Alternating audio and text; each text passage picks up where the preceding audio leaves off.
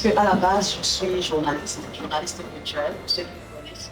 Je suis journaliste culturelle à la base. Et puis, j'ai eu à faire des formations dans le domaine du théâtre, le jeu d'acteur et tout ça. Donc, à l'époque, j'étais la communicatrice de Valérie. Et puis, un jour, je lui ai proposé, je lui ai dit, est-ce que je pourrais aussi tester un sketch sur scène? Il m'a dit, ah, pourquoi pas? Donc, j'ai testé. Mon tout premier sketch à l'époque, c'était comme team manager. Je suis comme team manager. J'ai testé, c'est passé. Et j'ai kiffé le truc. Je suis restée dans le mood. Aujourd'hui, je suis stand-up. J'ai abandonné le métier du journalisme, malheureusement. Wow, mais ça fait un bail, ça! C'est moi qui te parle, tu te rappelles de moi. Ah, bonsoir. Je pense qu'aujourd'hui, les stand-up sont valorisés. La preuve, on commence déjà à être invité au Canal d'Or. C'est-à-dire, à l'époque, les gens qu'on invitait, c'était des gens, c'était des gars des web-séries, des gars qui faisaient des sitcoms, et pas vraiment des stand-uppers. Aujourd'hui, le stand-up commence à avoir une grande place sur le marché et on commence déjà à être de plus en plus invité, on commence à avoir de gros cachets même. Un humoriste, un stand-upper peut se targuer de dire, ok, voilà, tu me vas à ton mariage, tu me vas à ton événement, je te donne 1 million ou sinon je reste tranquille. À l'époque, c'était genre Aka, les gars qui passent le temps à faire les gens là, dans les petits mariages, ils servent à rien. Donc à l'époque, on nous piétinait. Maintenant, aujourd'hui, ça a changé.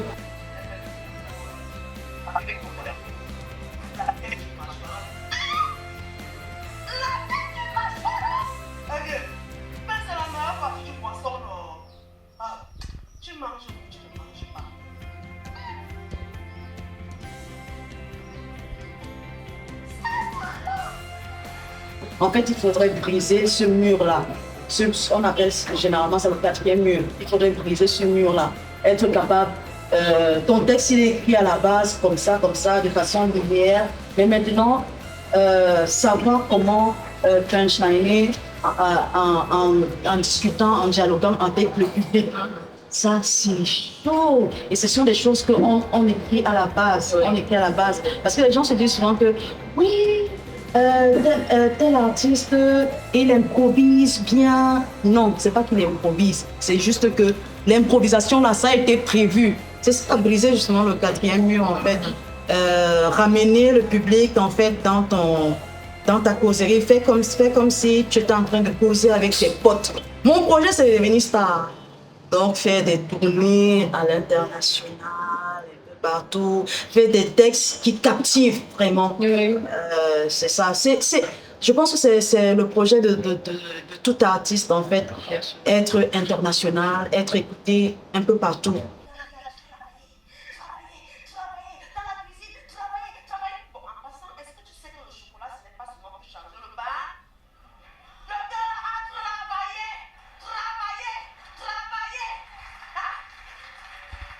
Je pense que c'est le fait d'être en contact avec des gens constamment.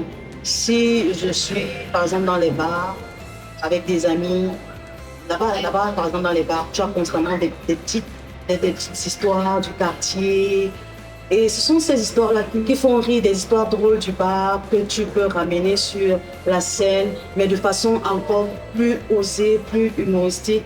C'est-à-dire tu peux aller au-delà même de la réalité, parce que c'est ça l'humour, aller au-delà même de la réalité, exagérer, c'est un peu ça. Donc c'est des histoires de tous les jours. C'est des histoires de tous les jours. On ne se lève pas, moi particulièrement, je ne sais pas comment ça se passe pour les autres. Moi particulièrement, je ne me lève pas un matin comme ça, je dis oui, je vais écrire aujourd'hui sur l'environnement. Bon, qu'est-ce qui va te pousser à écrire sur l'environnement en fait? Il faudrait qu'il y ait quelque chose à la base. Peut-être, je ne sais pas, peut-être c'est parce que tu as constaté qu'il y a peut-être un gars qui crie après les poubelles qu'on ne vide pas. Un élément déclencheur. Voilà, tu vois. Donc, mais il faudrait qu'il y ait déjà, que tu puisses apporter ta touche humoristique à l'intérieur.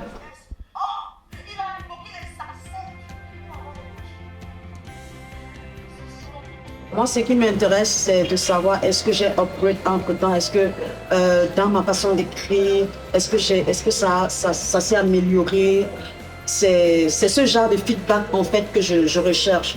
Mais si tu es là, tu viens critiquer peut-être ma façon d'aborder les sujets. Là, je dis non. La collaboration avec les autres humoristes, elle est super. Déjà, on a notre façon à nous de travailler souvent. C'est que tu peux avoir ton texte, mais ton texte, il ne t'appartient pas. C'est-à-dire, tu as l'idée centrale. Tu peux dire à un de tes collègues, s'il te plaît, j'ai besoin que tu me mettes une ou deux vannes à l'intérieur. Parce que, en fait, toi, tu as écrit ton texte à la base. Mais au moment où toi, tu te dis que ici, là, ça va faire rire les gens. Après, ça ne fait pas rire les gens. Donc, tes collègues peuvent te dire que, bon, ils peuvent t'apporter certains ajouts, certains éléments. Et parfois même, c'est quelqu'un lambda qui n'est pas forcément dans le milieu qui peut t'apporter certains éléments.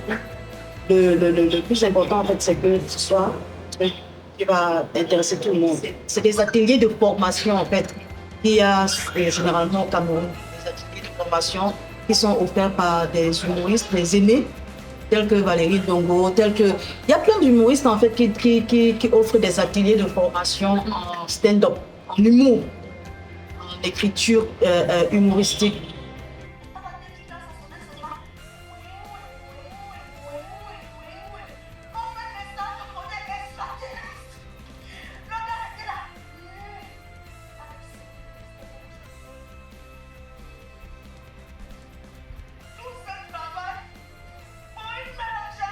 C'est moi qui vous remercie.